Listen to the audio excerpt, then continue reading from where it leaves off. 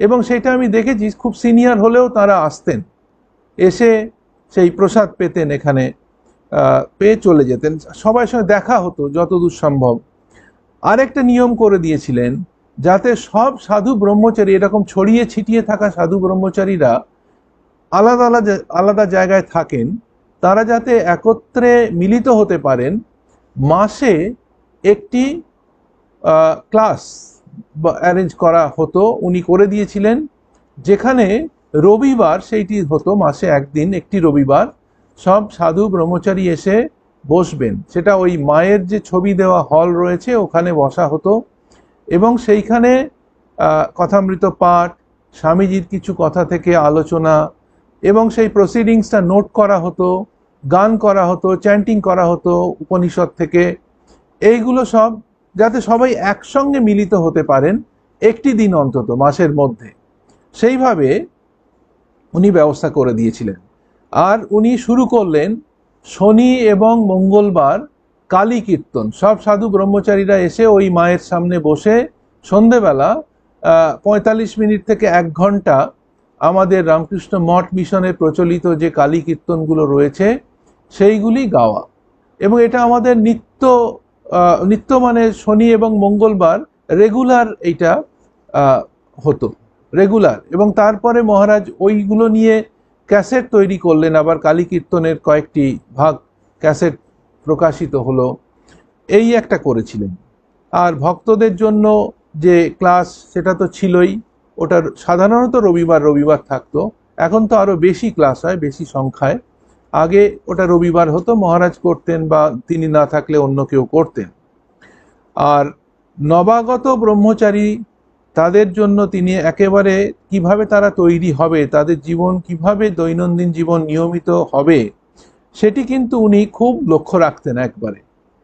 তার মধ্যে যেমন জপ, ধ্যান, পাঠ, সেবা কাজ থাকবে, তার সঙ্গে উনি পণ্ডিত নিযুক্ত করতেন, বা সেই রকম টিচার, যিনি আমাদের কোনো অধ্যাপক বিদ্যা মন্দিরে, তারাও ক্লাস নিতেন কিছু কিছু সাবজেক্ট, সেইগুলো সাধু ব্রহ্মচারীরা সেই পাঠ নিতেন এখানে।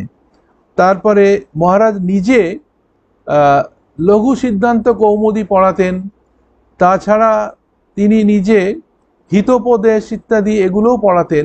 2-3টে এরকম ক্লাস হতো তিনি তাদের নিয়ে। আর জপ, ধ্যান, সেবা কাজ আর পাঠ, এই যে কথা বললাম, মহারাজ এটা খুব বলতেন, আমাদের জোর দিয়ে বলতেন, দেখো আমাদের জীবনে এগিয়ে চলার জন্য আধ্যাত্মিক জীবনে এই 3টি জিনিসের সুষম সমন্বয় হওয়া দরকার। একটি হচ্ছে জপ ধ্যান, গুরু নির্দিষ্ট যে জপ ধ্যান সাধন ভজন আমরা পেয়েছি, আর স্বাধ্যায়, শাস্ত্র পাঠ, নিত্য শাস্ত্র পাঠ, এবং সেবা কাজ, যে কাজ আমাদের দেওয়া হয়েছে সেইটি প্রভু সেবা হিসাবে নিষ্কামভাবে করার চেষ্টা করা, সেইটির একটা সমন্বিত রূপ হতে হবে। এইটি উনি বারবার বলতেন। আর একটা কথা বলতেন, যে আমাদের প্রত্যেকের, শুধু সাধু ব্রহ্মচারী নয়, ভক্তদেরও উন্নতির জন্য অনেকে মনে করেন প্রচুর পড়াশোনা করার দরকার রয়েছে। ঠাকুরের একটা কথা আছে, আমরা জানি, গ্রন্থ না গ্রন্থি। গ্রন্থ পাঠ সেটি আমাদের মধ্যে অহংকার নিয়ে আসতে পারে, তাহলে সেটা বন্ধনের কারণ হয়। আমাদের সব প্রচেষ্টার মূল হচ্ছে বন্ধন থেকে মুক্ত হওয়া, কিন্তু সেই বন্ধনটি বেড়ে না যায়, তার জন্য ঠাকুর বলছেন গ্রন্থ না গ্রন্থি। বেশি পাঠ করলে সেটি গ্রন্থি হতে পারে, মানে আরো বন্ধন বাড়াতে পারে।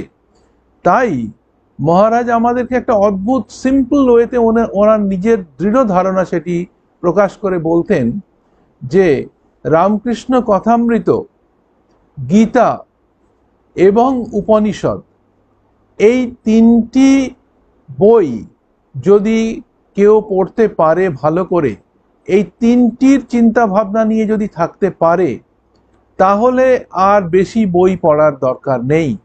এটি খুব পরিষ্কার করে উনি আমাদেরকে বলতেন। আর নবাগত ব্রহ্মচারীদের যেমন বললাম এই দিকটা, তেমনি তাদের বিভিন্ন বিষয়ে যাতে কিছু কিছু জ্ঞান থাকে, একেবারে অজ্ঞতারা না থাকে তাদের তৈরি করে নেওয়ার চেষ্টা করতেন মহারাজ। যেমন তারা নতুন ব্রহ্মচারীরা এলেই তাদের ঠাকুরের পূজা শেখানো, ঠাকুর ঘরের কাজ পরিষ্কার পরিচ্ছন্ন করা ইত্যাদি, ডাইনিং হলে কাজ করা, দেখাশোনা, সার্ভিং ইত্যাদি, টাইপ করা, অ্যাকাউন্টস কিছু শেখা, তারপরে সেলস সেকশনে কিছু কাজ করা, তারপরে গান বাজনা শেখা, এই সমস্তগুলো উনি কিছু কিছু করে করতে খুব উৎসাহ দিতেন। আর বাগান বাগান করা সেগুলোতেও উনি উৎসাহ দিতেন। তো এইভাবে আমরা তাকে দেখেছি। আর বিদ্যা মন্দিরে অনেক সেমিনার প্রোগ্রাম হতো, লেকচার সেমিনার প্রোগ্রাম উনি অ্যাটেন্ড করতেন। আমার একটা প্রোগ্রামের কথা মনে আছে, সেটা ইংলিশ বিভাগের সেইটি প্রোগ্রাম ছিল, একটি সেমিনার প্রোগ্রাম ছিল। সেই প্রোগ্রামটা ছিল হেনরি ডেভিড থোরোর ওয়াল্ডেন পন্ড এই বইয়ের ওপরে। তো হেনরি ডেভিড থোরো ছিলেন আমেরিকান ন্যাচারালিস্ট এবং এসেইস্ট। এর খুব উচ্চ চিন্তা রয়েছে এখানে এই বইগুলোতে। তার উপরে একটা সেমিনার বিদ্যা মন্দিরে হচ্ছিল, সেইটাতে মহারাজকে বলার জন্য ডাকা হয়েছিল। এবং মহারাজ সেই প্রোগ্রামে এমন প্রস্তুতি নিয়ে এসেছিলেন এই বই পড়ে, যে উনি যখন ওনার লেকচার প্রেজেন্ট করেছেন, সব অনুষ্ঠান শেষ হয়ে গেছে, মহারাজ ফিরে গিয়ে আমাদের বললেন, ওখানকার প্রফেসররা আমাকে জিজ্ঞেস করছিল আপনি কোন কলেজে পড়িয়েছেন, এই কথা প্রফেসররা জিজ্ঞেস করছিল। তো এত ভালো হয়েছে। ওই যে কাজটা ধরতেন, যে বিষয়টা বোঝার চেষ্টা করতেন, একবারে গভীরভাবে মহারাজ বুঝে নিতে পারতেন এবং সেই মতো তিনি প্রেজেন্টও করে দিতে পারতেন।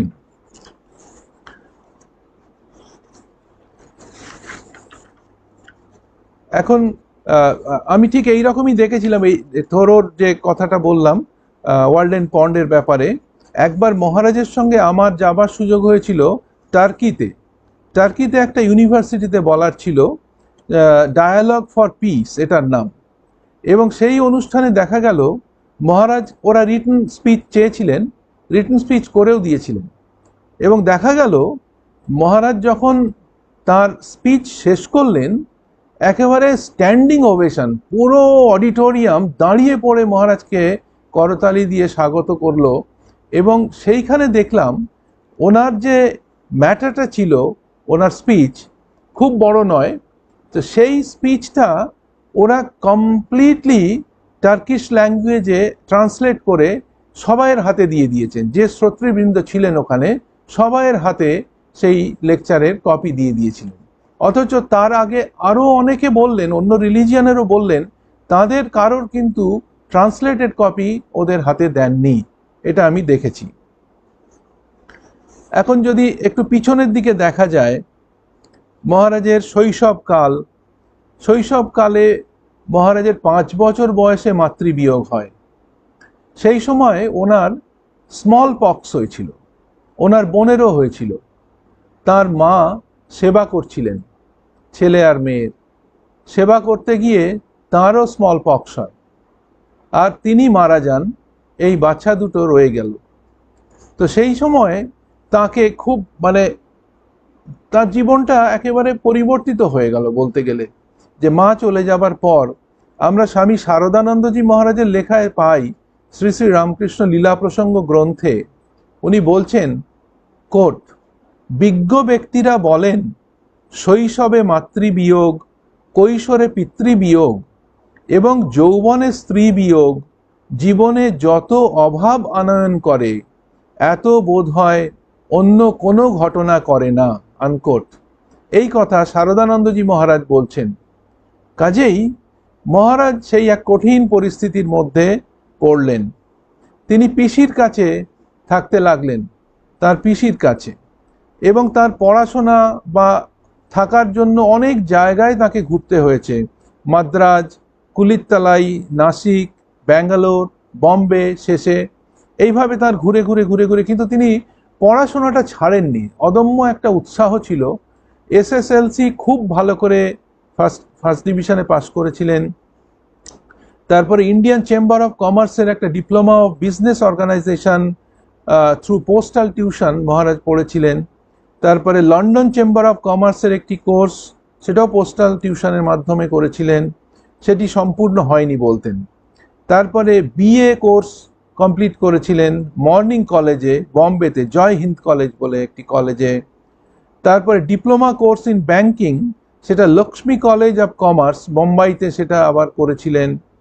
তারপরে CAIIB, যেটা ব্যাংকিং সার্ভিসে কাজে লাগে, এই কোর্সটিও মহারাজ আমাকে বলতেন, আমি প্রায় শেষ করে দিয়েছিলাম এক স্ট্রোকে, অনেক সাবজেক্ট পাস করে গিয়েছিলাম। দুটি সাবজেক্ট আমার ক্লিয়ার হয়নি, একটি হচ্ছে মার্কেন্টাইল ল, আরেকটি হচ্ছে ফরেন ট্রেড অ্যান্ড কমার্স।